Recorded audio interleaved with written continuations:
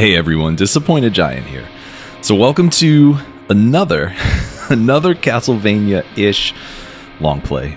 So I'm labeling this as part 2 of a series, and even though it was unintentional with my first video that I put out, I don't know, it was several days ago, sometime maybe like a week ago or whatever, I'm going to do some early game Castlevania this time, so that way I'll go through Castle Outskirts, which will be a companion to the other Castlevania video in which I fight death. I go through Dracula's castle and then finally end up fighting Dracula. So if you put these two videos together, so if you put this one together after the first one that I did, we're going to be looking at a full Castlevania DLC playthrough. So there we go.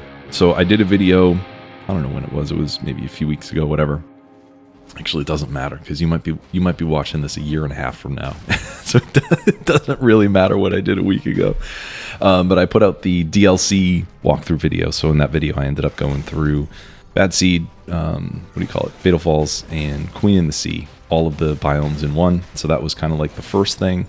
And then these two videos have covered all the Castlevania DLC. So I'm going to mark that as complete.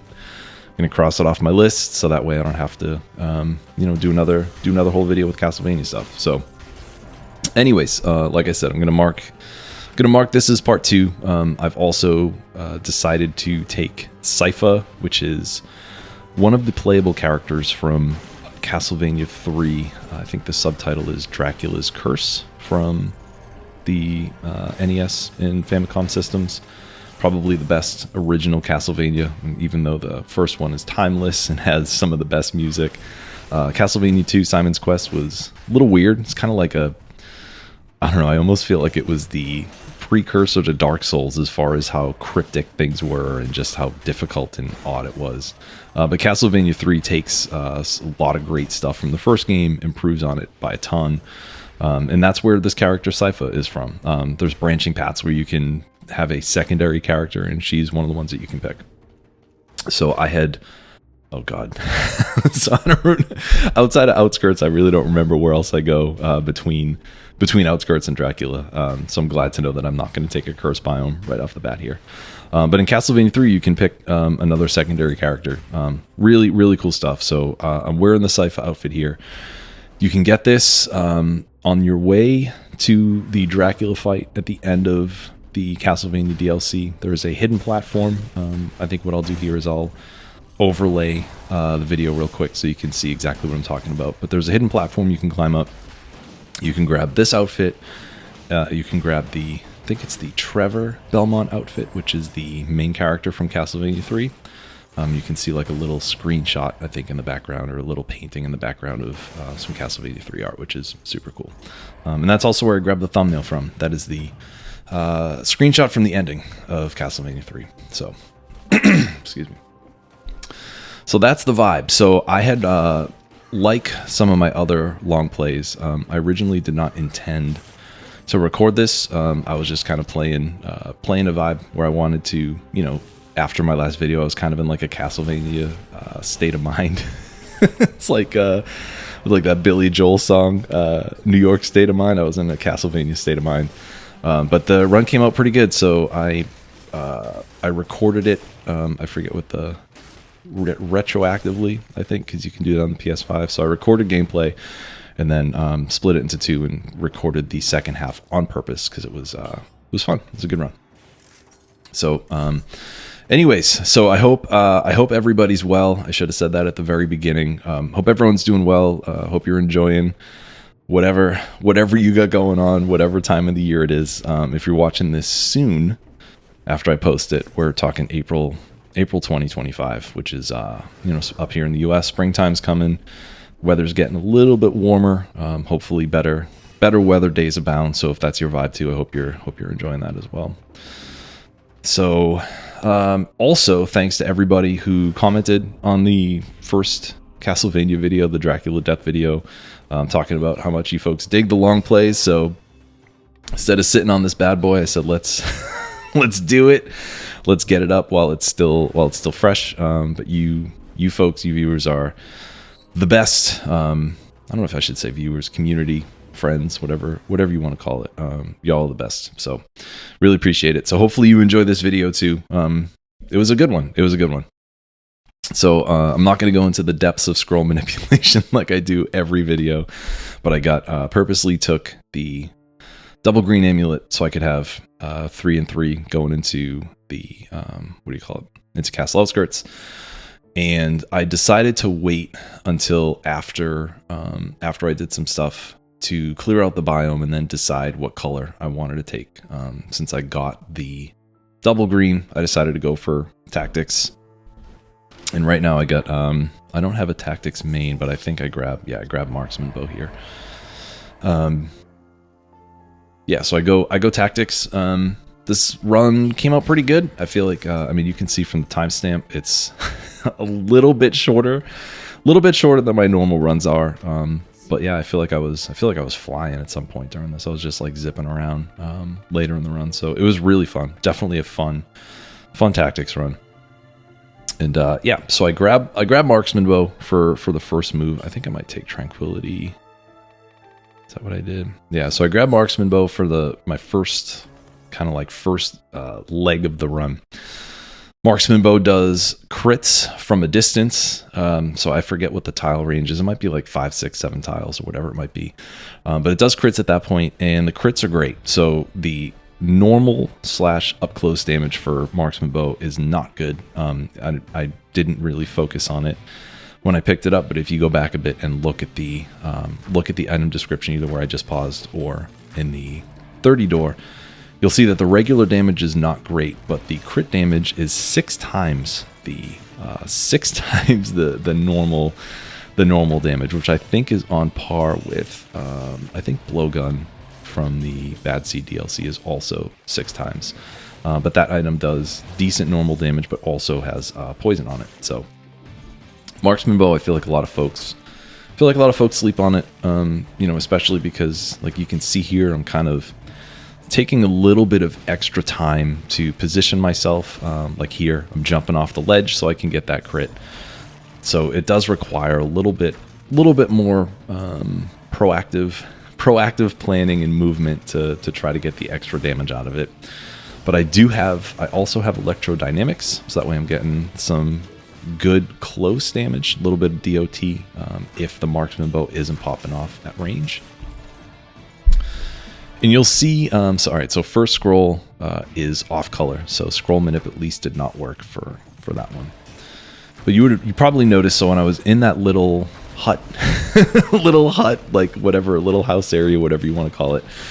So there's a switch at the end. I don't remember. I think it might be I don't know if it's in every generation. I don't take Outskirts a ton, but in that situation, what you do is you're supposed to go to the end of that little hallway, step on the switch, and what happens is spikes will pop up in that area. Similar to when I popped my head off in the clock tower to get the clock key. I just pop my head off and then use the homunculus rune to go down the hallway, hit the switch, so that way I'm not near the spikes. They're not what's the word? It's not like they're super dangerous or anything, but I find in this level particularly, since there are spikes that are in the ground that then come up, and I feel like the colors on them aren't as prominent. They're like, yeah, you can see like there's a lot of blues, and the spikes colors are similar to the platform colors, so they're not exactly, you know, it looks like the platforms have a little bit more of like a aqua whatever, like a little bit more green to them, where the spikes are more like a whitish blue. But when you're playing super fast, you know, it might be a little bit more difficult to see the difference between the two. So I am in a room where there's a little bit of noise. More noise than usual. I'm gonna keep the recording going. I'm just gonna step away for like 2 seconds to see if I can unplug the refrigerator that's making noise. So I'm gonna put some music on for a sec. I'll be right back.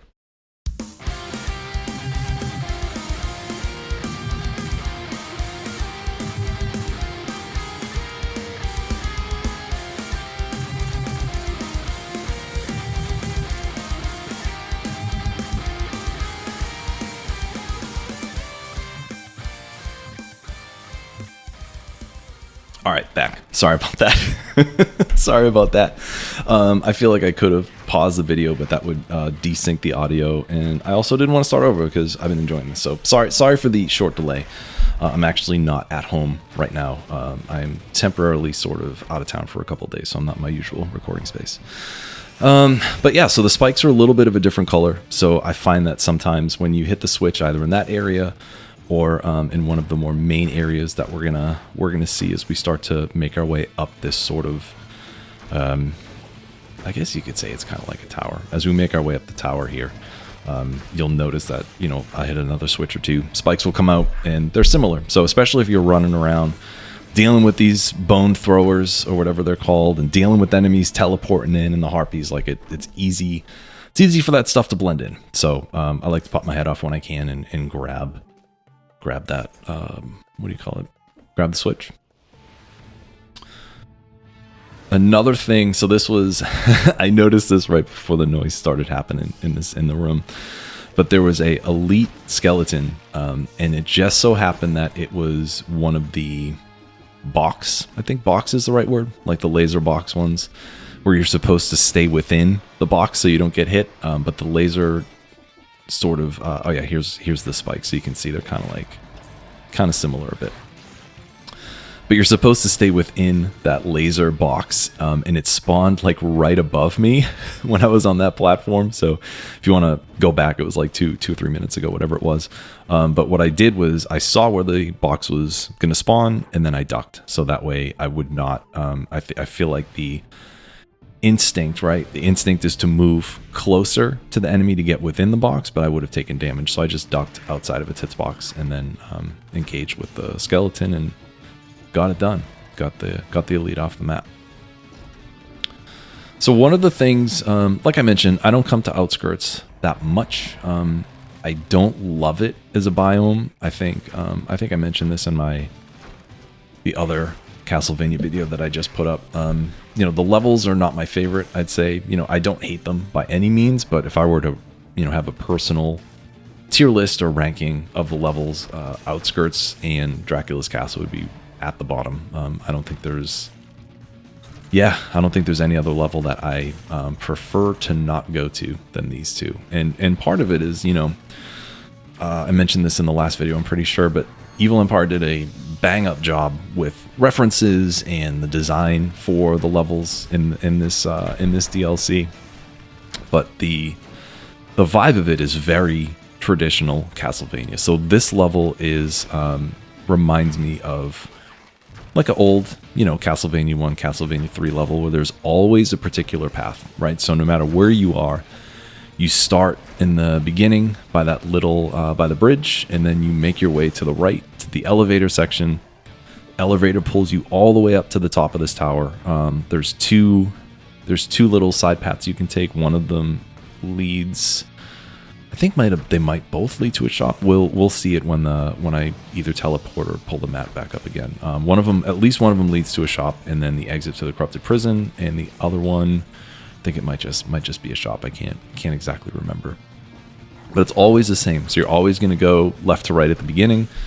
You're always going to hit the elevator and make your way up the way that I did, and then once you get to the top, you're always going to go to the right. So unlike other levels that will keep you guessing, right? Because you don't know, you know, Slumbering Sanctuary, you don't know which path is going to go where. You don't know where that tall masochist hallway is going to be, or a tall masochist pit, I should say. You don't know where the switch is going to be, all that stuff. So it's a little bit more exciting, but these levels are very, very similar. So you know what you're going to get here. So for me, you know, for an action game, it's fine. But, you know, for a roguelite, I do like to have more variety. So these levels are just, they're just okay. But that said, you know, I do enjoy the Castlevania DLC, even though it's my, like I said, least favorite of the four.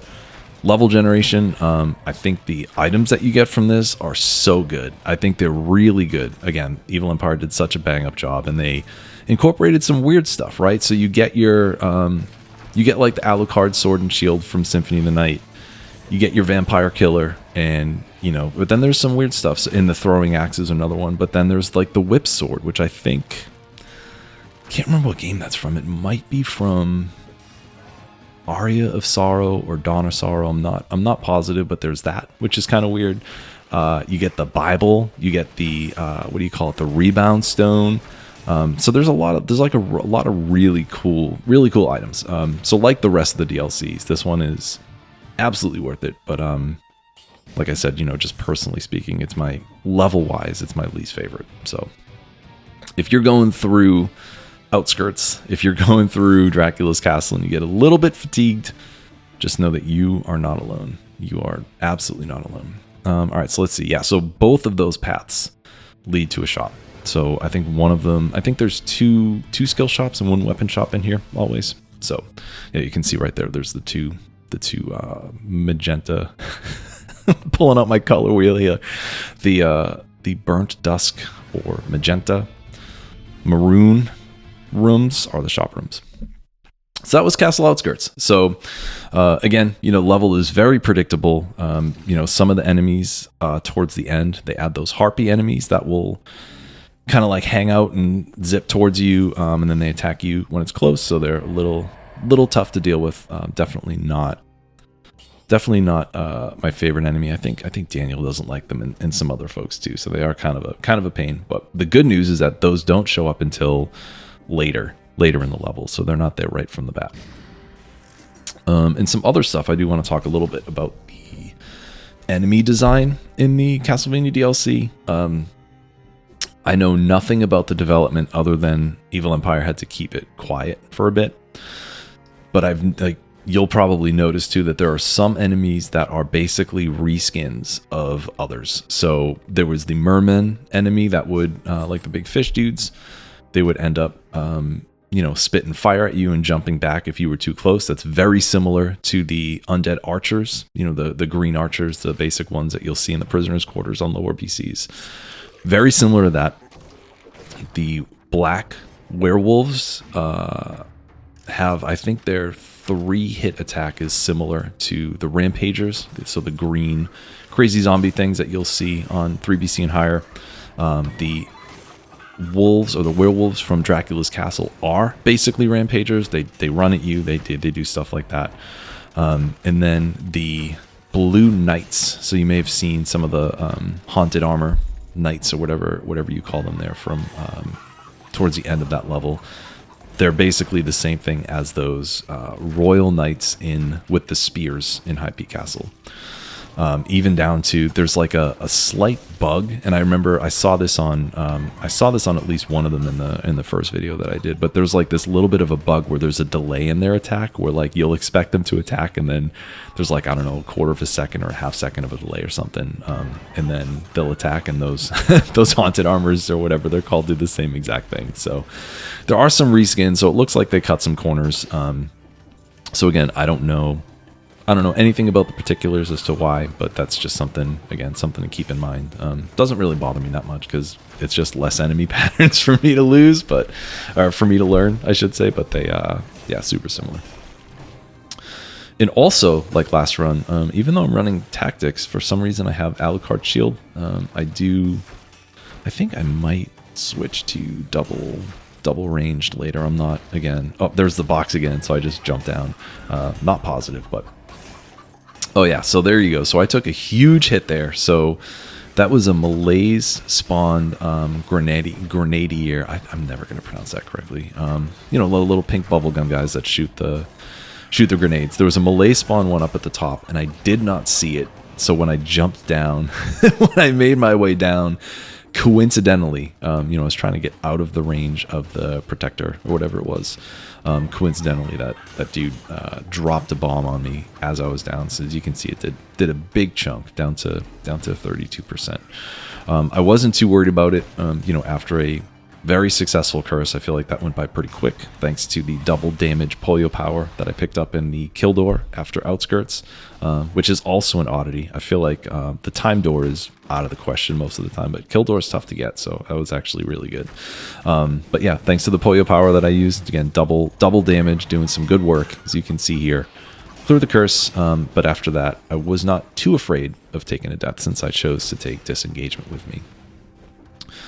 I think I may have taken disengage just because it was just the best all around. option for me.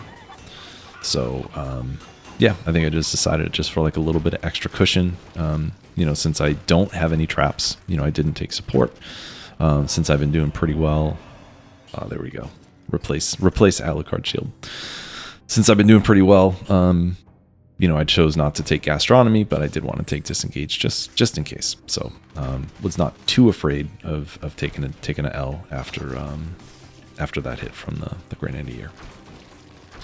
So we're cruising. So what I have here, so I just picked up the Force Shield. If you're not familiar with it, it's a rare drop. So I think it's a 0.4% drop from the, I don't know what the actual name is. They're the zombie things that spawn little worms in the Stilt Village, and I think in Ancient Sewers or Toxic Sewers, wherever they are. Those like blue fluke-looking things that will chuck eggs at you that turn into worms. It's a rare drop from that. And what it is, so if you look at it, just like my marksman bow, to the right of it, you'll see all those little green ticks, which signify ammo. So similar to like any ranged item. If you hold, I don't think I actually do it here because it's such a, I'm not used to that action because I don't block with it with shields. I just parry or use assault shield for movement. If you hold it down, what it does is it creates a bubble around you, similar to what do you call it? The Rampart shield. But it's on demand, right? So you can hold it there. I think the duration might be whatever it is, 2 seconds. Like if you hold it down completely, you might get like 3 seconds, 2 seconds, 4 seconds, whatever it is, of protection from it. But as you hold the button down, that ammo ticks down, and then once it's empty, of course, the shield goes away.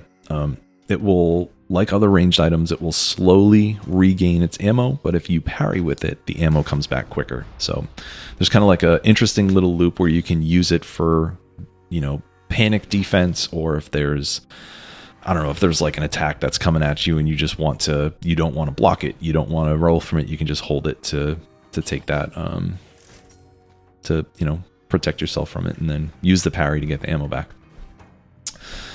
So you notice I just rocked a challenge rift there, and what I did was I chose to take the emergency door with me because I had double damage from the polio power. So even though I didn't keep the door, I wanted to get rid of that double damage item, so that way if I hit a spike it would be less, and then I picked the polio power back up to take with me into the Ramparts.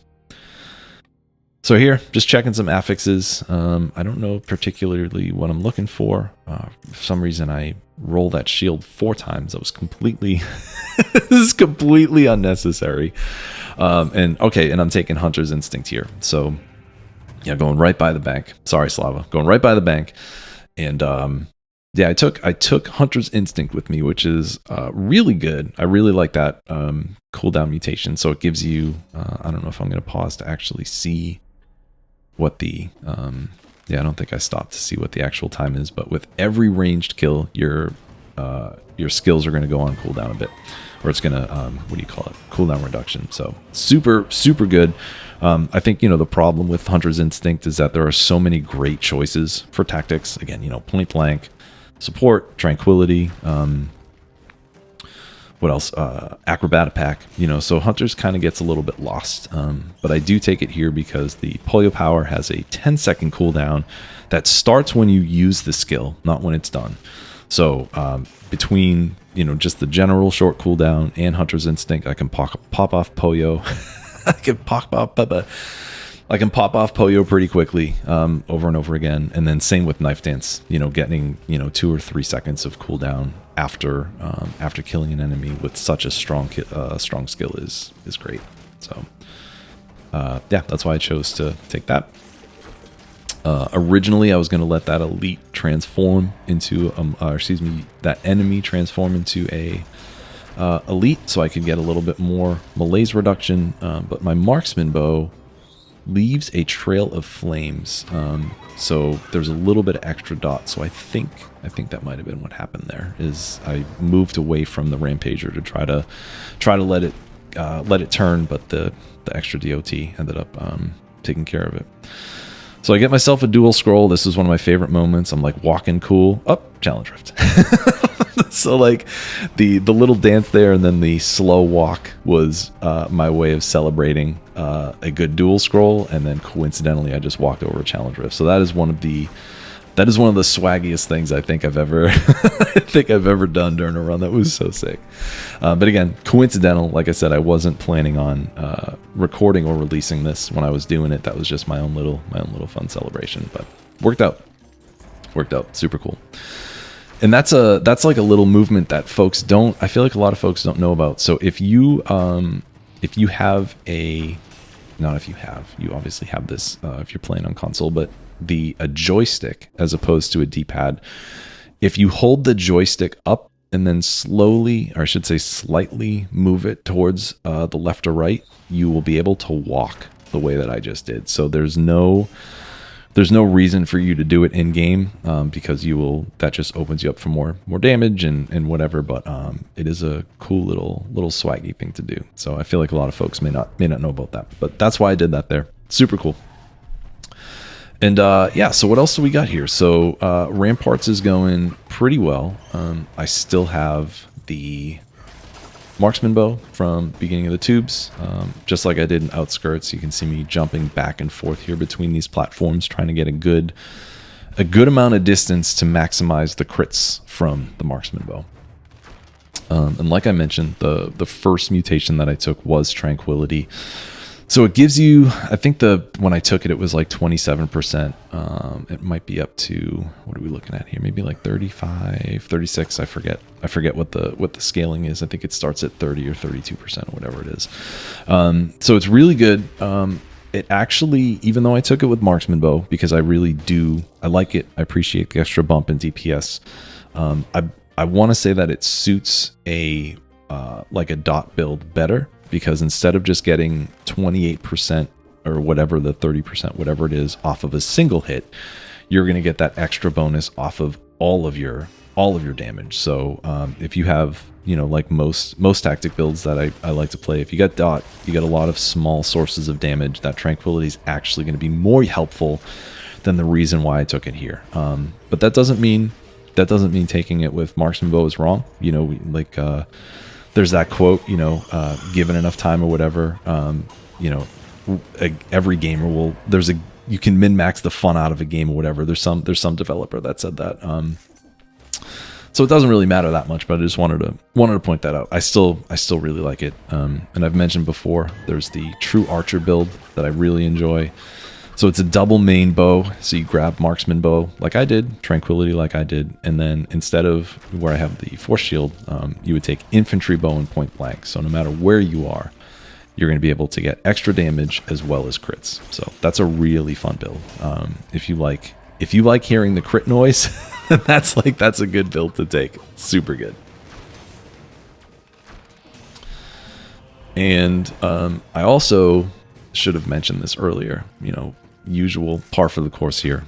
So when I picked up that legendary force shield, I was not planning to make a legendary build, but as the run goes on, I do end up getting technically four other legendaries. So instead of making a more effective build where I take the time to really think about how the items work together and what's best for the build, I just fill every slot with the legendary. So I should actually mention that I should probably put that in the video title. Something like I don't know, Sypha has a legendary Castlevania, like watch this legendary Castlevania run or whatever it is.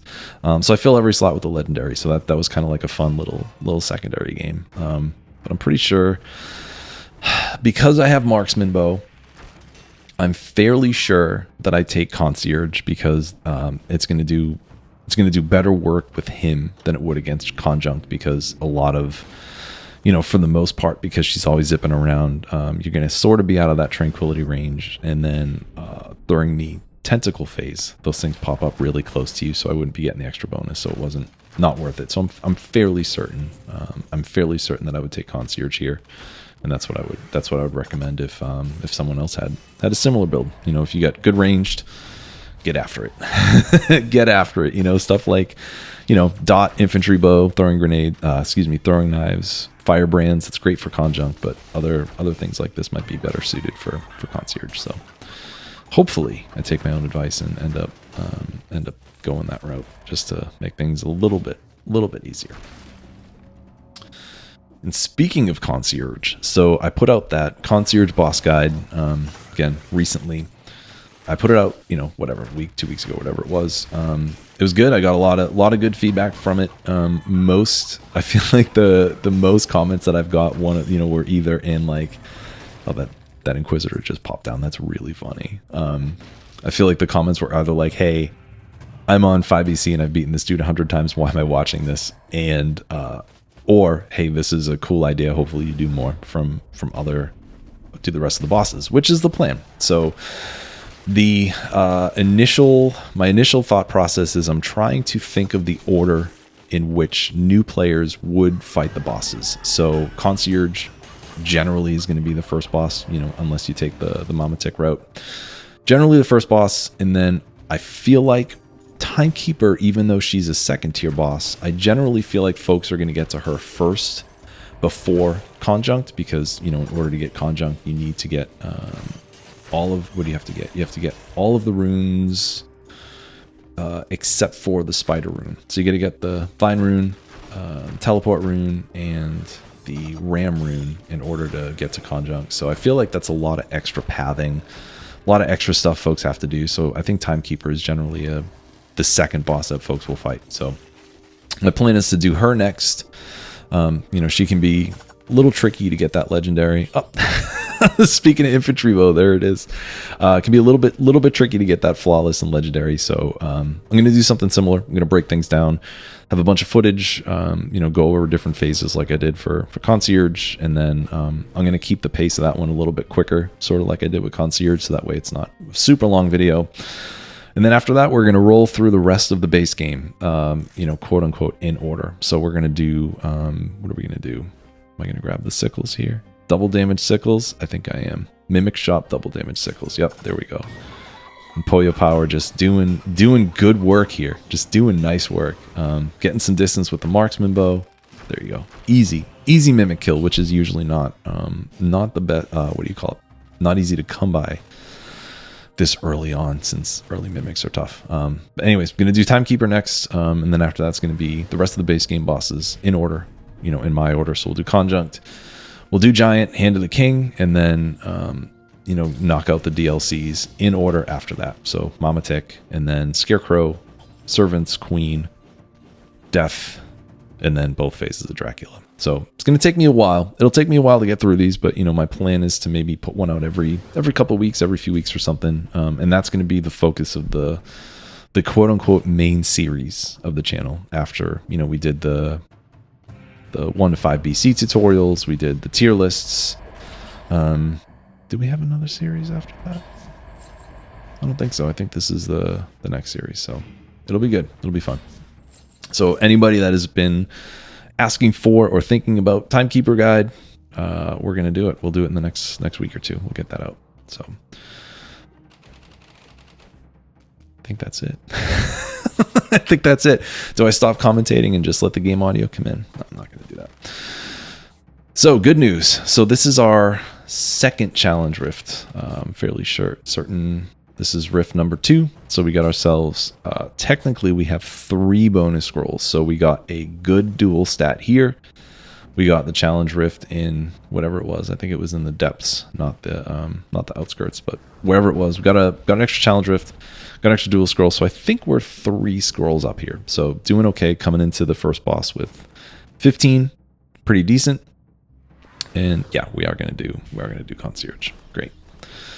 So we get some good scrolls, a little bit of good luck.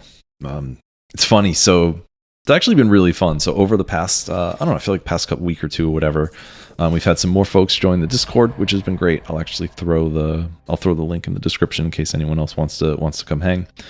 But this past weekend was so fun. So basically what we did is, I was hanging out in Discord, just kind of like poking around, and I was talking to Aska, and we were just like, hey, we should, he was like, hey, do you want to hang out and do some runs? I was like, yeah, that's cool. And then I asked, I was like, well, do you want to open it up to everybody and do it in the general channel. And he was cool with that, so we did. And basically it was I think we hung out for like 4 hours, and there was a bunch of us there. So like Lemon was there, Daniel was there, Vord was there, again, Aska, Sam, there was like a good group of us, Rexy. So it was a lot of fun. And what we did was I did 2 runs, and then we started passing the screen around. So Aska did a run, Sam did a run, Lemon did a run for the first time in like 10 months, which was hilarious, but it was a ton of fun.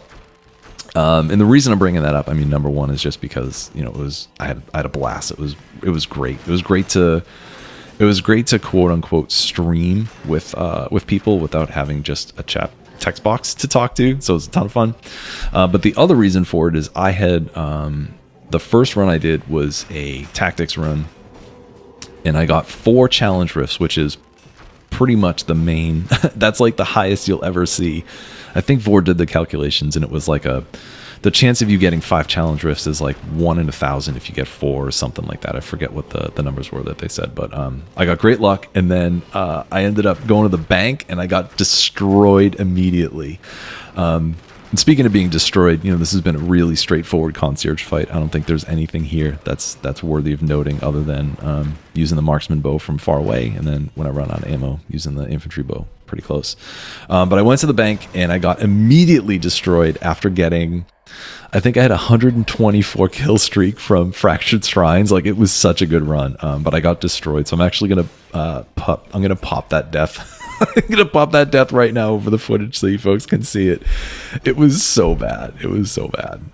But it was a ton of fun. It was a ton of fun doing that. So, and then like last night, Askar and I hung out one-on-one, and we did the same thing. He played and I watched, and we just kind of hung out. So it was a ton of fun. So I think what I would love to do with you folks, or I should say the folks in the Discord, is continue to do stuff like that, because that was hella fun. And I think it's just like a good time to just chill with people. You know, it's a good time to just kind of chill with people and share Dead Cells. And, you know, that was the first time I had been in a live conversation with more than a couple people, you know, my friends, Ian and Bags, that I see in real life.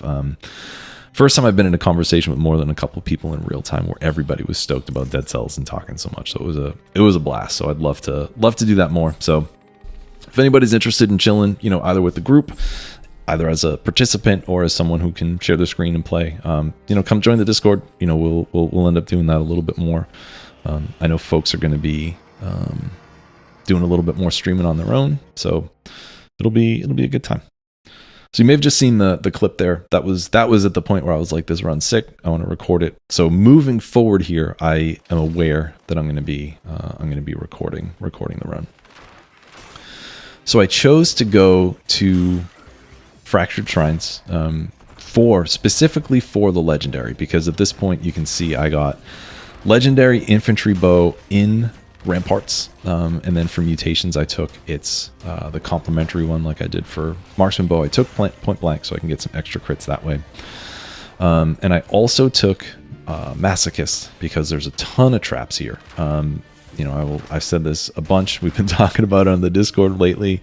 I think Fractured Shrines is a much more dangerous and, I don't know, tricky. I don't know if tricky is the right word, but it's a much more dangerous and challenging biome than Distillery, because the traps are everywhere, right? So in Distillery, which I love, yeah, I do love it. I don't just like it, I love it. With Distillery, the traps they're external, right? It's all the barrels, and like, yeah, you can see, you know, it can be really tough. Some of those patterns can be super tough. Some of the level generation, Demetrius was talking about the level generation, super janky sometimes, but you can kind of at least chill. But here, between the crows, between the shockers and their AoE that you can barely see, between the falling platforms, you know, all that stuff, I feel like this level, like right there, I just took a trap hit.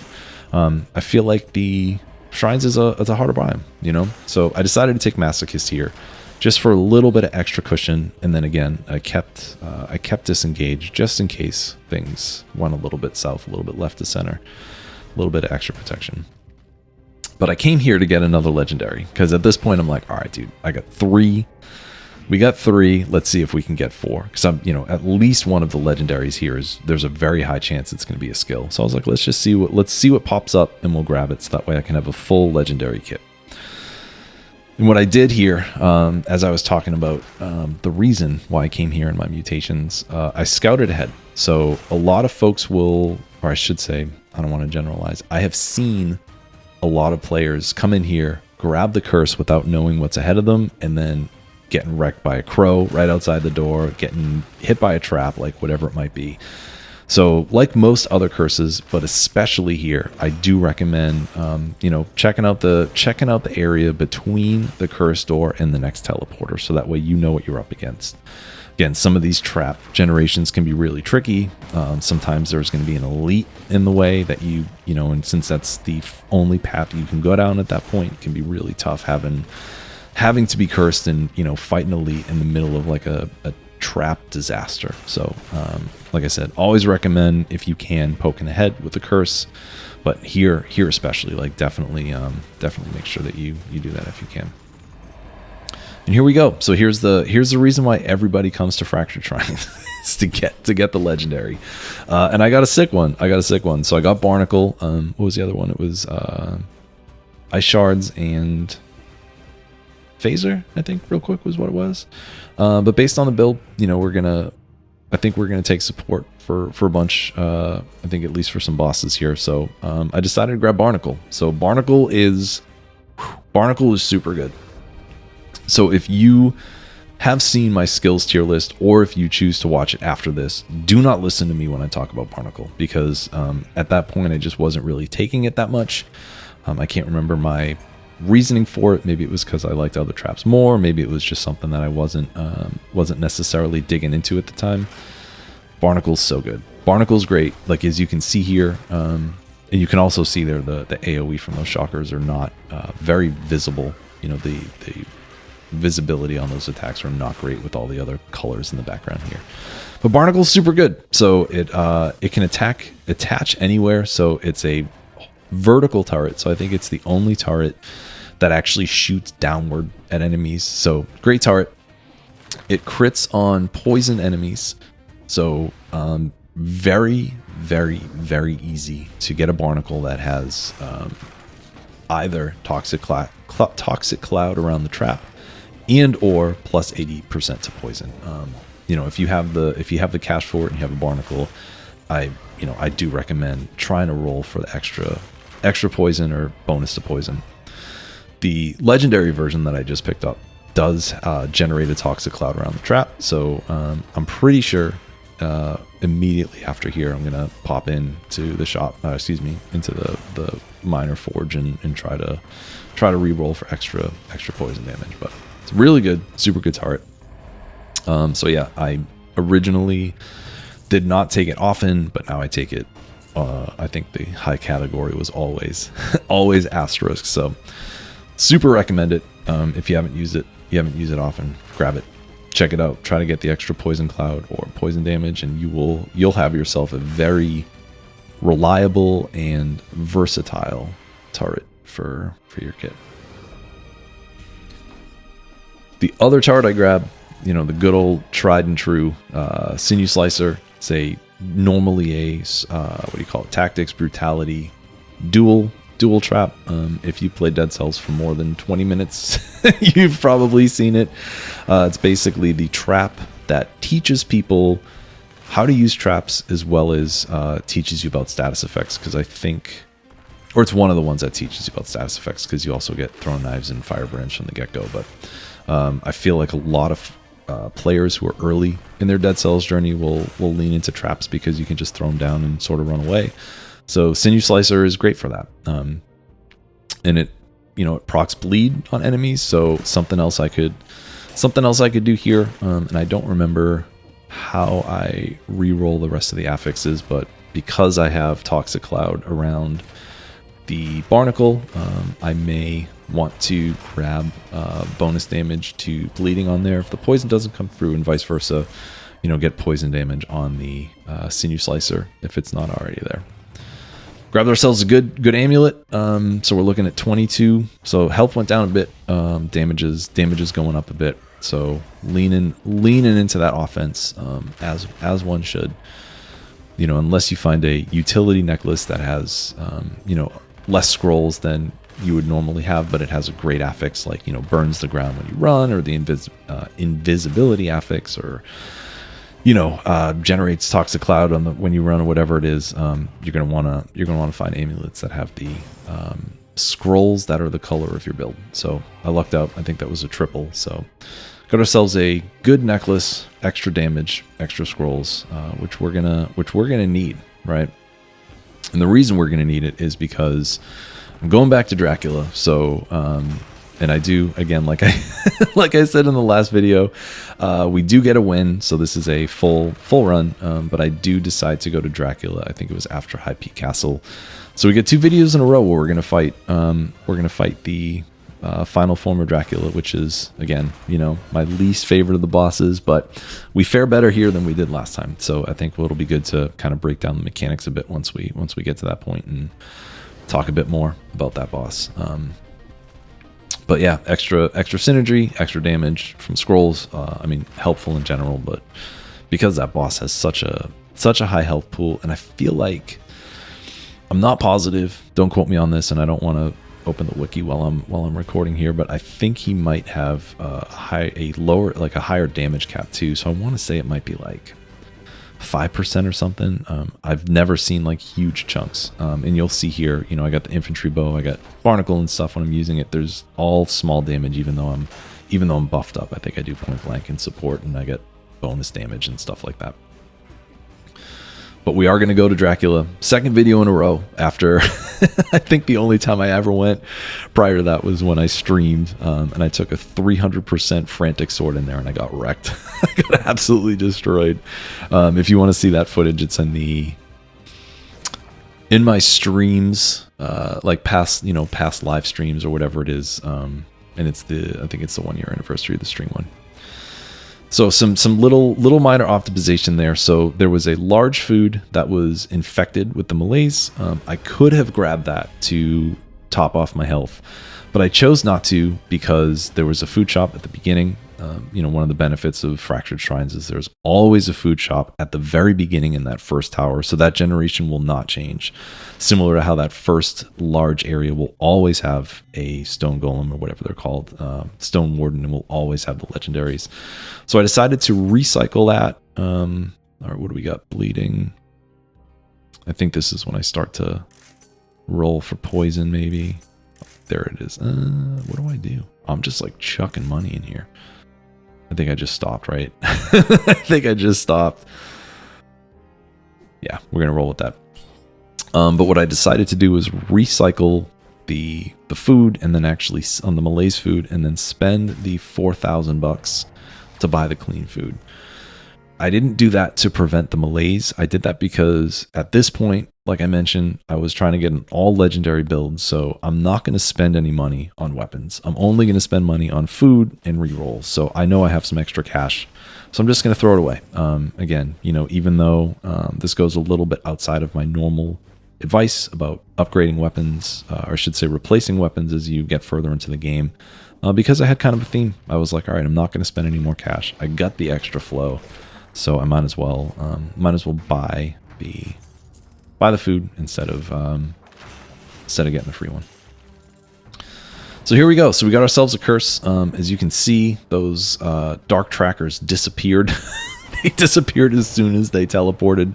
The crits from the barnacle, because of the poison cloud around it, just did some great work. So they disappeared immediately. One of the other things that you may have just noticed is there was a light that did not turn on. That happens sometimes in Sepulcher. For some reason, you walk by them and they just don't activate. So in that event, you want to just keep on moving. Either try to get to a permanent light. Oh my god, that I almost just got hit. That's why Inquisitors are like some of my least favorite enemies. Man, that was really close. But as I was saying, yeah, sometimes the lights don't turn on. So if that does happen, just keep on moving. A lot of folks in the Sepulcher, especially folks who haven't played a lot of the Sepulcher, I think this is a intimidating biome for new players because there's a lot of stuff going on, and the darkness looks scary. So what will happen is, you'll be moving along, the darkness starts to creep in, and you say, well, let me go back to that light that I had, a few generations, a few blocks ago or something. But what happens is that you might get back to that light, and then the light, like these lights here, are temporary, so the light may have shattered. It may be by the time you start moving back, the darkness is creeping in even more, so you're starting to take more damage. So generally what I recommend and what I do is when you start to run out of light, just go. Just keep going. So you're at some point, you're going to come across a regular light. You're going to come across a secret in the wall like I just did, which actually spawns a permanent light. You're going to come to the fork in the path where there's a regular lamp, a permanent one. So even though it's scary, like I feel you, you know, I've done it before. I have a vivid memory of Bags doing it. My buddy Bags doing the same exact thing and just getting caught. Just keep moving ahead, right? As best you can. Run through the enemies if there's anything in the way, and just try to move forward without backtracking, so that way you can guarantee that you're going to hit a light somewhere. And then at that point, once you refresh your darkness, you're able to go back and do what you need to do. A couple other darkness mechanics. So the first one is just a general observation. It looks, I feel like you start taking damage after you expect to. So you can get enveloped pretty deep in the darkness before it actually starts to do damage. So, you know, the next time you start to panic, if you take a look at your health, you'll notice that it's likely not going to go down when you expect. There's like an extra couple seconds or something like that. And that's something that, like right here, you'd think you're going to take damage, but you don't. That's something that got patched in. So earlier patches, if we're going back to like 1.8, you know, early 1.0, even like early stuff, the darkness did not, the visual effects were not as claustrophobic. So you would take damage at the same time, whatever it is, 15 seconds, and double curse, what's up? Oh, that's great.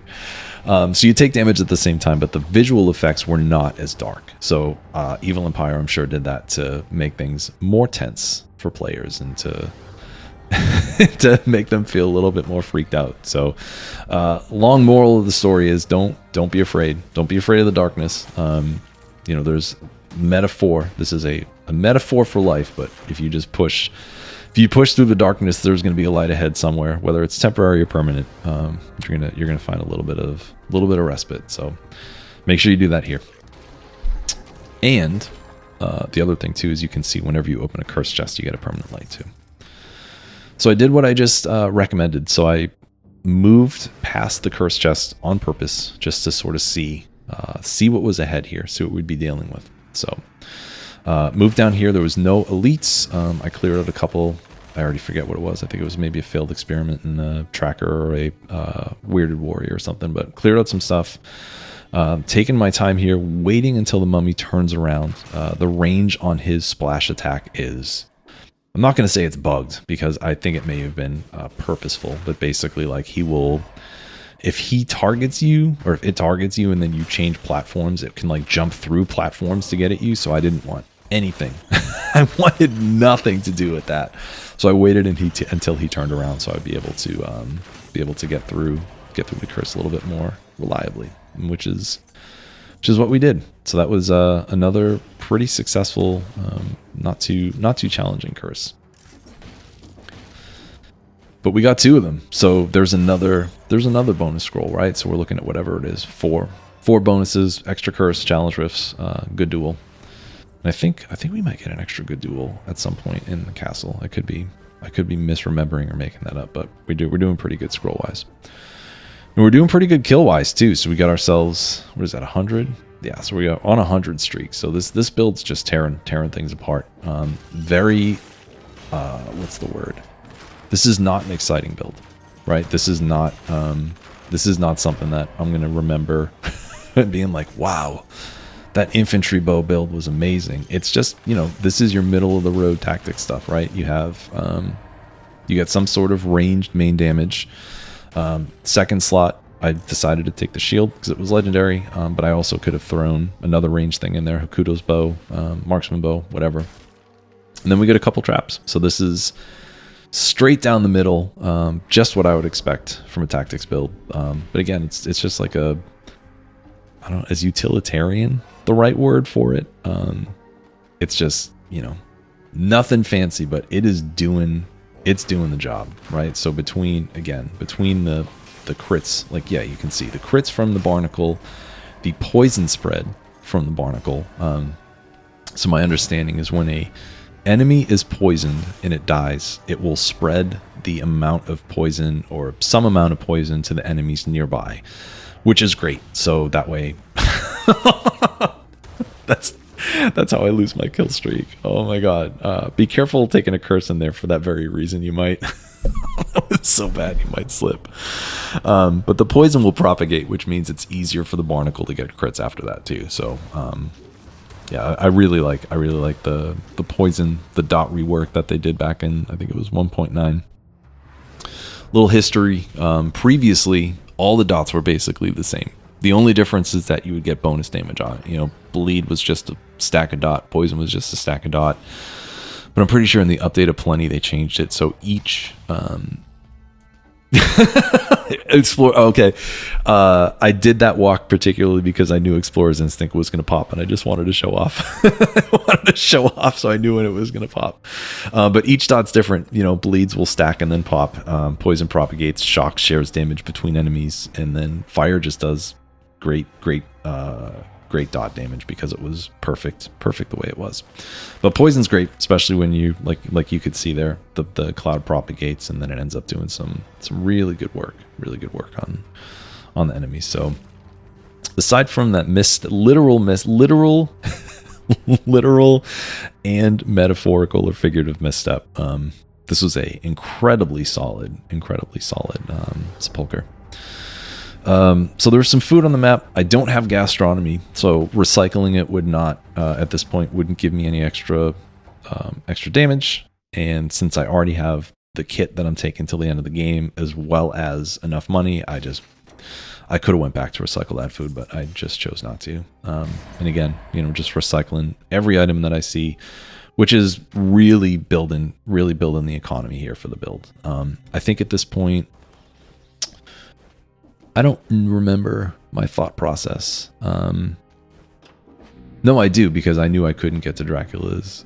No, I'm sorry. I don't remember exactly what my thought process was, but there may have been a part of me that was like, all right, well, if I need a food shop, I can, since there's a shortcut for it now, I can head to Dracula's castle.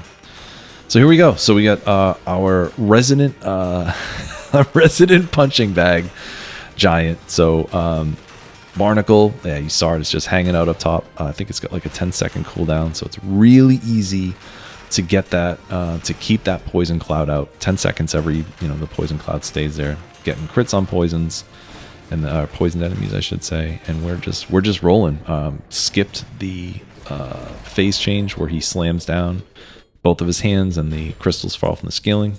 We were able to skip that because I did just enough damage to his hand before he came down. So that was an easy giant fight.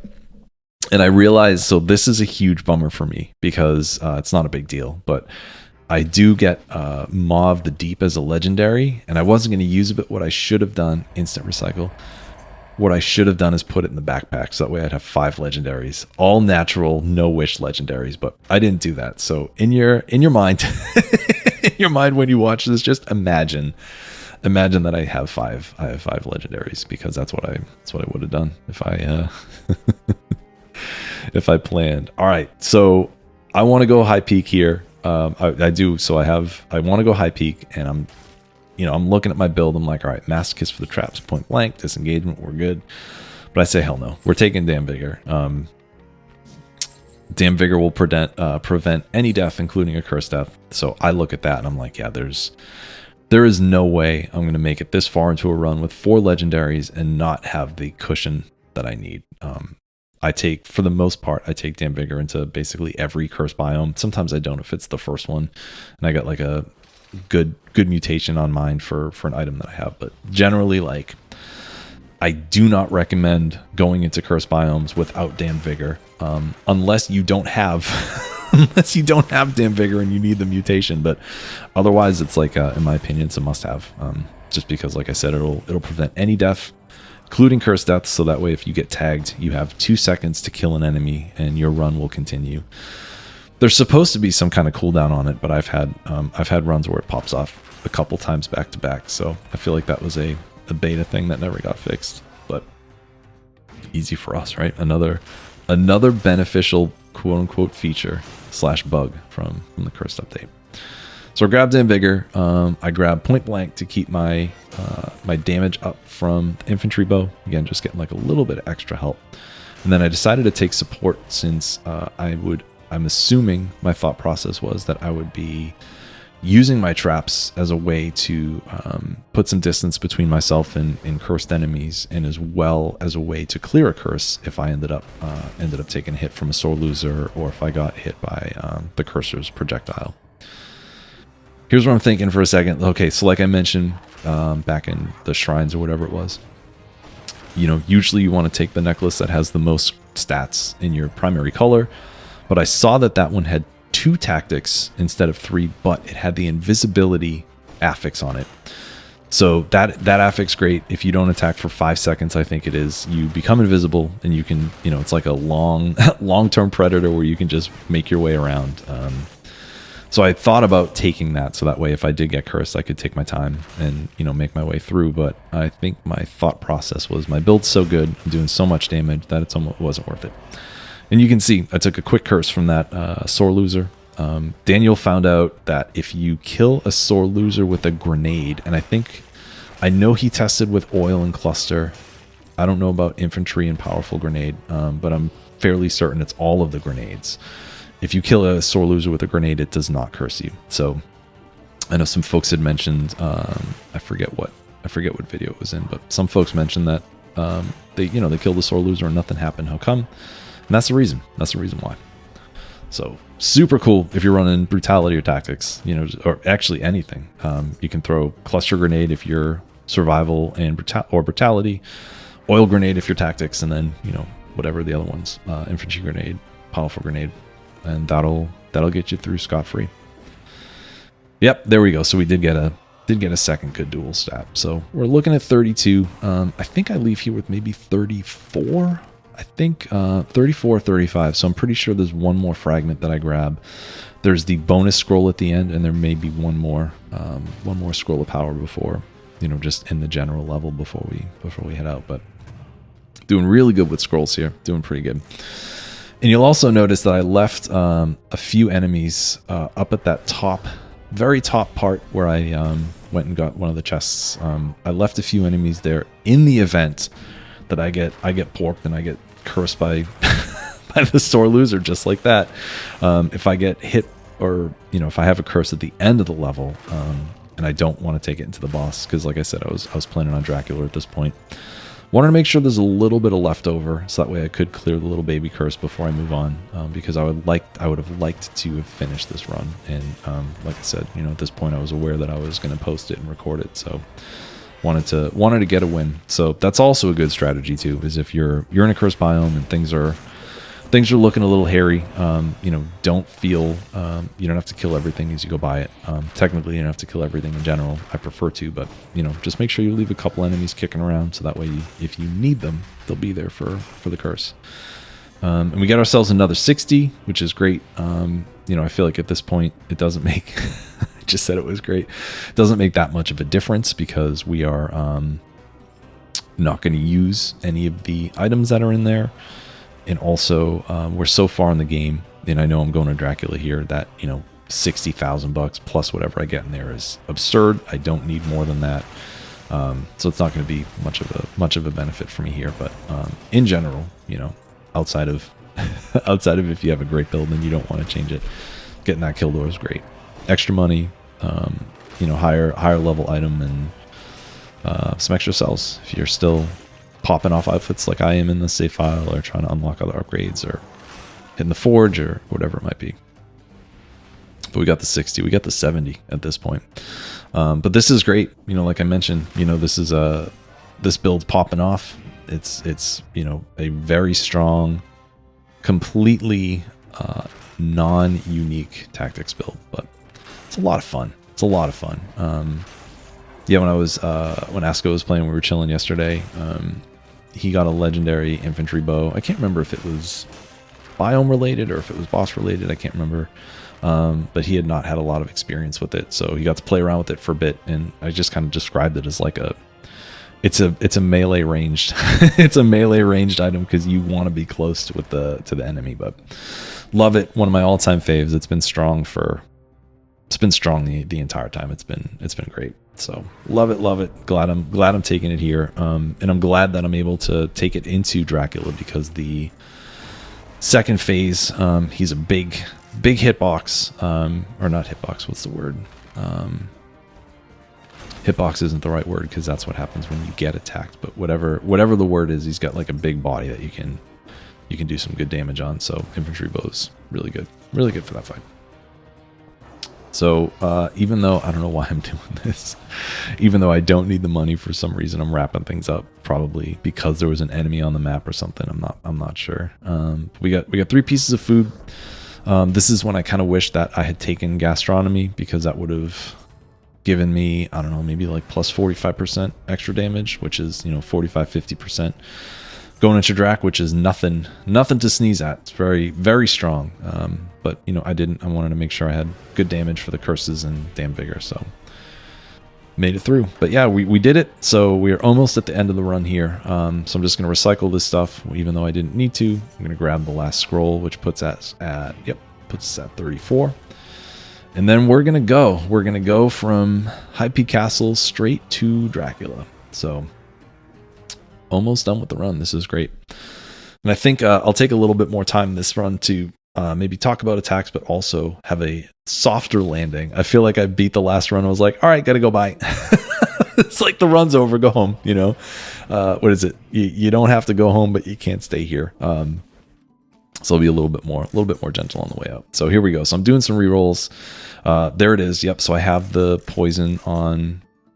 There it is. That was like a beautiful barnacle. Two different poison things, plus 80% to poison. Got poison damage on the infantry bow, as well as the pretty sure I got it on the sinew slicer, which does decent work in the first fight, not so much in the second. But there we go. So I grabbed disengagement as the panic button just to make sure that I'm going to get through. Actually remembered to stop and show the build like how Daniel does at the end of the run. So if you want to see the final build, that was what it was.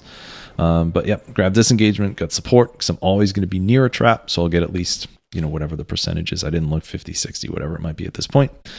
And then point blank for the extra 40, 50 again, whatever it scales up to. So we're looking at some decent damage here, right? So we're going to get plus 80 from poison. We're going to get plus, again, 50 whatever it is from support, plus 50 whatever it is from point blank. So we're coming in here with some extra chunks. So here we go. So Dracula phase 1. So I love Dracula phase 1. I really do. So it always starts out with these the fire coming from his cape. And when he gets down to about when a quarter of his health is gone, he'll do that where he will stop and then do the bats. He does it again when he's down to about 25%. And because I'm doing so much good damage, he's going through his phases super quickly. And there you go. Barnacle just shredding him. So phase 1 Dracula, really good. Very, very fun boss. Similar in ways to Death, I would say. Patterns are busier than normal bosses, busier than Conjunct and Timekeeper and, Concierge or whatever, but not unmanageable. I really like that boss fight. And then here we go. So we're coming back into phase 2, final Dracula. So I don't know, it might be fun to check this out and then go back to the other video and kind of compare how the 2 fights went. But here we go. So we got Dracula final form. So first attack, what are we looking at here?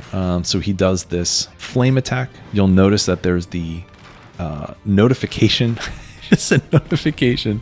There's like the visual cue that there's going to be a flame. And then afterwards is when the actual flame comes up. So be careful for that. You won't get hit. I don't think you get hit from the first part, but you will get hit from the second. And then he does, he'll grab onto the wall like he did there. He will shoot a laser like he did, and then as you can see, he slams down. And then right around this point, right, we're looking at maybe 60-50%. He does the meteor phase. It's very unpredictable, very hard fight to get a flawless on, because in order to get the outfit, you need to do both. And like you can see there, I just took a hit. You're gonna climb your way up, and then here comes a slam. That always happens back to back. You'll see those 2 effects back to back. And then here, so you can see there's a tell on the side and then a tell on the top. He goes back and forth and slams down, but I'm doing okay damage, definitely better than the last video. And I'm just getting ready to pop it off. I think, yeah, similar to the first phase Drac, he gets the bats come out, and then I'm like, all right, I got this, even though I'm so close. Even though I was so close to dying, I knew I got it. That was it, and that's really funny. Dracula spitting his fire at me at the very end, even though he was dying. So we did it. So we got a fairly, I mean, the run was fantastic as far as, again, just right down the middle, just crushing it. So that was a great run, but we got ourselves some good footage and explanation from the Outskirts, and a better final Drac fight than we did in the last video. So here we go. So Castlevania DLC, between the last video and this one, we got it done. We got everything showcased, you know, between the two. So I hope that was helpful. I hope that was fun for you. Thanks for tuning in. Thanks again to everyone for the support and the kind words. I'll catch you next time, right? So as always, thanks for watching, and good luck out there, friends.